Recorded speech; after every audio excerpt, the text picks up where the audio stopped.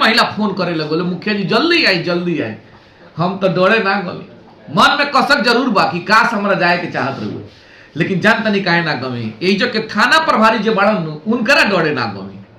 थाना प्रभारी के डरे? हाँ, ओकर कारण बा पिछला बेरी जाके छोड़ौनी मामला सल्टौनी तो एगो थाना प्रभारी हमरो पर केस टाक दहलन, कौनो जांच ना, कौनो माने पूछाई ना, सीधा कहलन कि आप पर कंप्लेन है, हम कहने केस कर दीजिए, आ केस करियो देलन। अच्छा, मैंने पूछ के? जी हाँ, पूछ के। जांच ना भइल को मेरे वो कुछ ना केस हो गई। आइए ना, अब एसपी साहब के भी लगे हमरा जाए बा आगे ऑफिस, वो ई तक हमरा से कहत रहे कि केसवा ट्रू करे। जिला के मैरवा प्रखंड के ई चर्चित एक तरह से पंचायत हम मुड़ियारी आ एजा के जौन मुखिया बानी अजय चौहान जी, उ जिला के मुखिया संघ अध्यक्ष बानी आ ई जौन पंचायत बा अपना काम खातिर, अपन ऑफिस खातिर, अपन फैसला खातिर पूरा जिला में प्रसिद्ध बा। लेकिन इहे के पंचायत में एगो ऐसन लमहर कुल काम हो गइल बा, लमहर घटना हो गइल बा कि जौना के लेके ई पंचायत एबार चर्चा में बाटे। अब मुखिया जी से आई जानल जाओ कि मुखिया जी रौरे पंचायतवा में रौरे पर देखत 2-3 महीना में बड़ा धड़ाधड़ केस होता, एक और कुल का कारण बा? देखिए नेचर बाई, जब काम हुई, जब काम करे तब न परेशानी खड़ा हुई। तो 20 साल से हमने के लोग प्यार दिले बा आ जानब भी बानी कि हमरा जैसन साधारण सा प्रथम सेवक के सामान्य सीट में लोग प्यार इनाम तो देत ना हुई, कहीं ना कहीं अपन कुछ चेहरा रहल या अपन कुछ छाप रहल या अपन कुछ कार्य रहल जौना के वजह से लोग प्यार देत हुई। है जरूर सही बात कि 20 साल में पहला बार ऐसा भइल बा कि पंचायत से भी पंचायत के केहू मालिक हमरा पर केस कैले बा।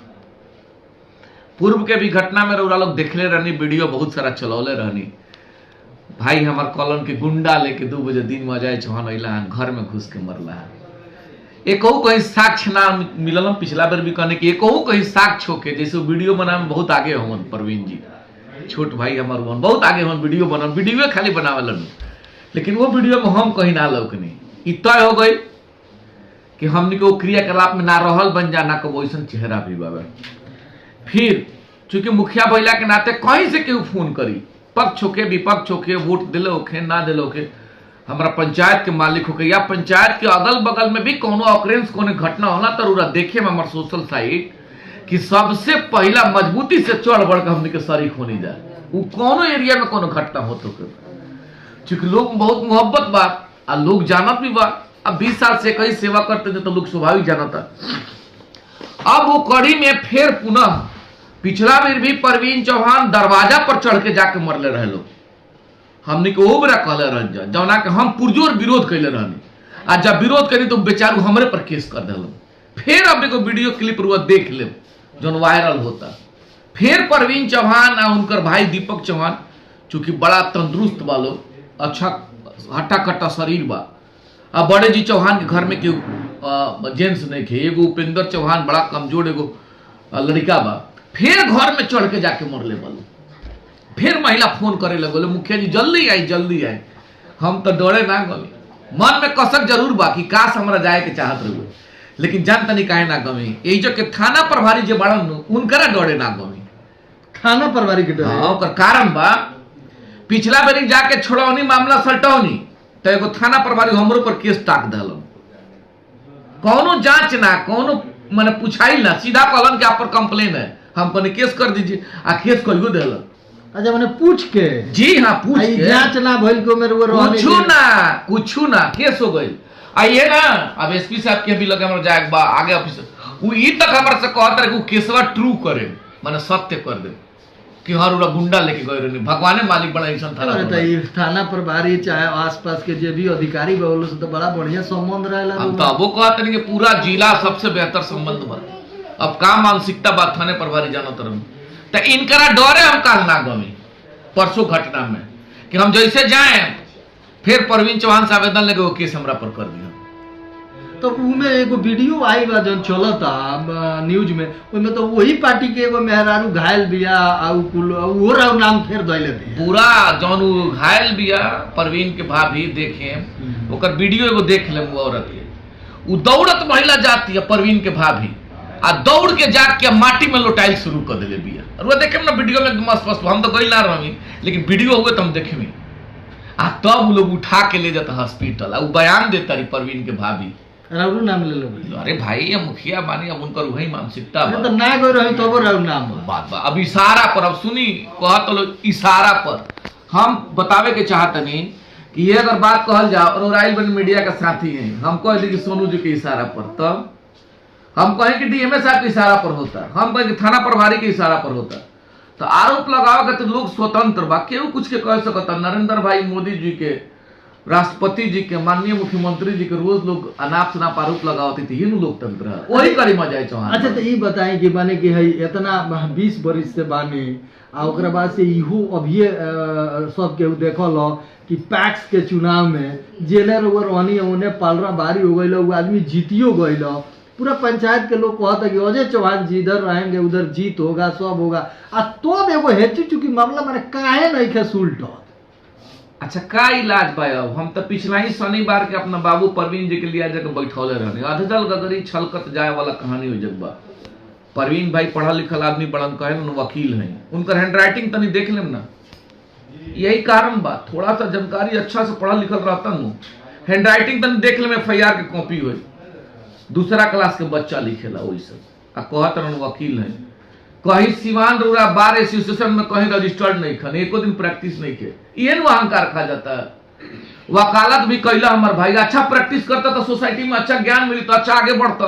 वो तो काम बाना माई के रुपया सर्विस के रुपया उड़ावत रहा, फूकत पिछवा से कुछ बैकिंग वकिंग बा का भाई लोग बा बैकिंग करता, कहे तो फिर लागी लोग कहे बड़ नेता लोग, हमारे मत कह भाई। हम तो बोलोगे ना चाहते नहीं मामला पर, लेकिन बहुत सोशल मीडिया में चला था, तो चूंकि मंतव्य जो हमारा पर आरोप लगा था खंडन तो करेंगे नहीं पड़ी। तो हम बार बार कहता नहीं कि थाना अध्यक्ष के अगर कहीं भी रोल बेहतर रही तो शासन के लगे ताकत बा, अंचलाधिकारी महोदय, थाना प्रभारी महोदय के लोग के लगे ताकत बा। पूर्व में भी दू FIR परवीन पर बा, 107 भी भइल बा भी एक सप्ताह पहले, बावजूद एक तरह का आतंक की घर में मार दल चढ़ के का दर्शावता, कहीं ना कहीं दर्शावता कि हमनी के शासन प्रशासन बेलगाम बा, कहीं कोनो भय नहीं खे, कानून के कोनो राज नहीं खे। यही वजह से तरह का आतंक बा कि चढ़ के बार बार मार दल, आ जनप्रतिनिधि अगर केहू जाए तो पर मुकदमा कर दे, यही भय से थाना प्रभारी के भय सब हमनी के भी डराते जाए कि आज हमरा पर बाकाल सोनू बाबू कहीं आवाज अच्छा उठाए तो रोरो पर केस हो जाए। इनकर हालत अबो कहते हम तो जाए काहे भाई काहे केहू फोन करी रोरा जाना तानी मुखिया बानी जा का कोनो बड़ा एक्सीडेंट हो तो हम पहले चल बढ़ के ना जानी, सबसे पहले जाने वो थाना प्रभारी के जाने के चाहिए। हम से ओकरा विरोध ना कहनी कि उनकरा बुझाई कि थाना प्रभारी के कि मुखिया जी अपना के बचे के चाहते, हम कहने की केस कर दीजिए, केस करना तो भाई प्राइमरी आपका काम है। जांच के दरमियान देखिए क्या सकते हैं, और जांच के आप जो सो वही अधिकारी हैं, उस केस का जो पैमाना है उसके जांच अधिकारी वही हैं और वही कह रहे हैं कि हम केस को ट्रू करेंगे।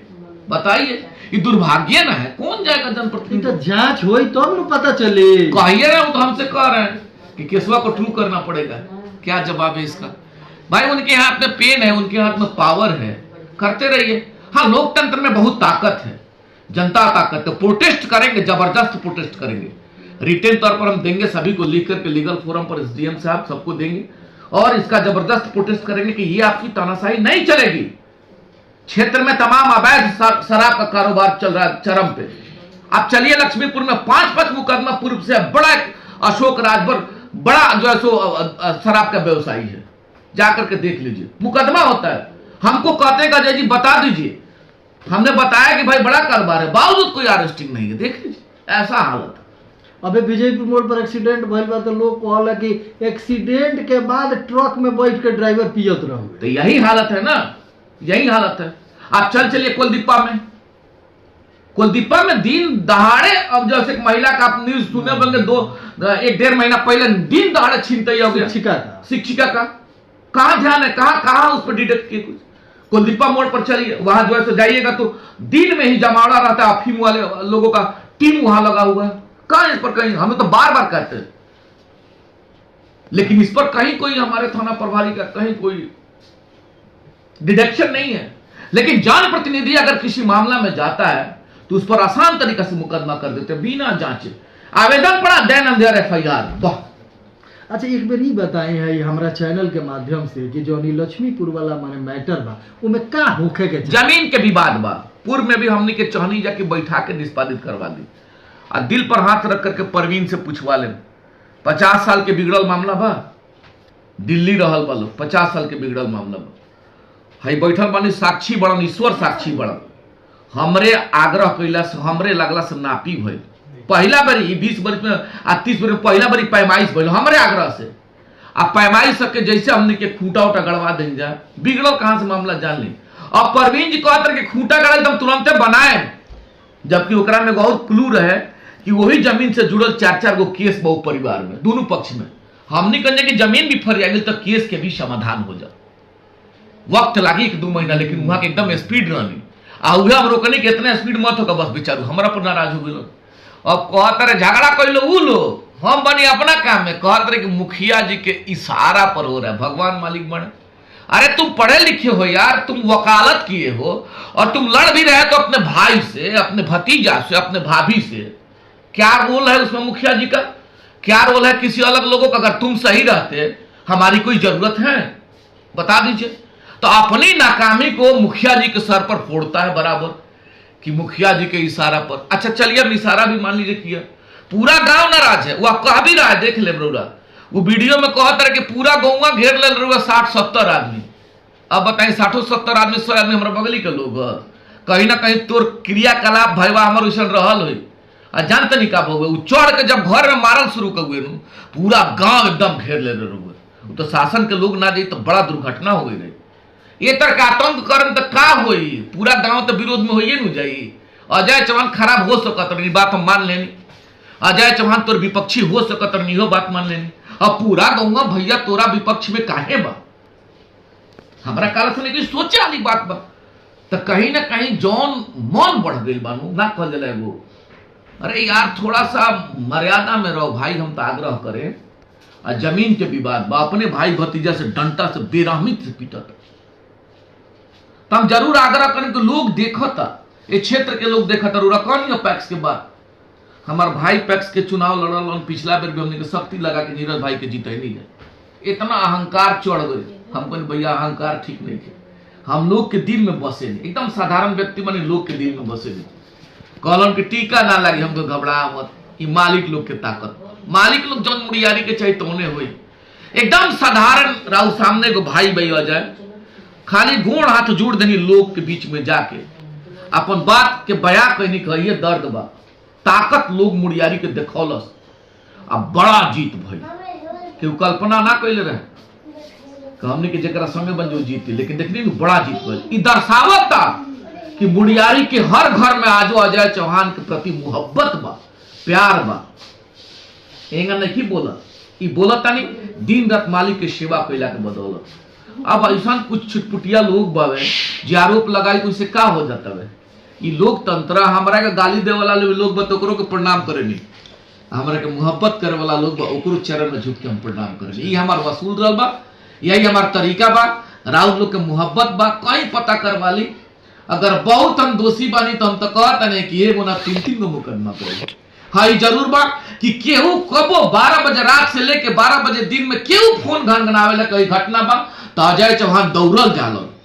एगो दर्द जरूर बा कि परसों वाला घटना में हम डरे ना गई थाना प्रभारी के चलते, तो मन में कसक बा कि गई रहती तो हम कुछ न्याय कैले रहते, लेकिन ना गई खाली उनकरा चलते कि जाए तुरंत हमरा पर एगो और केस कर दिया।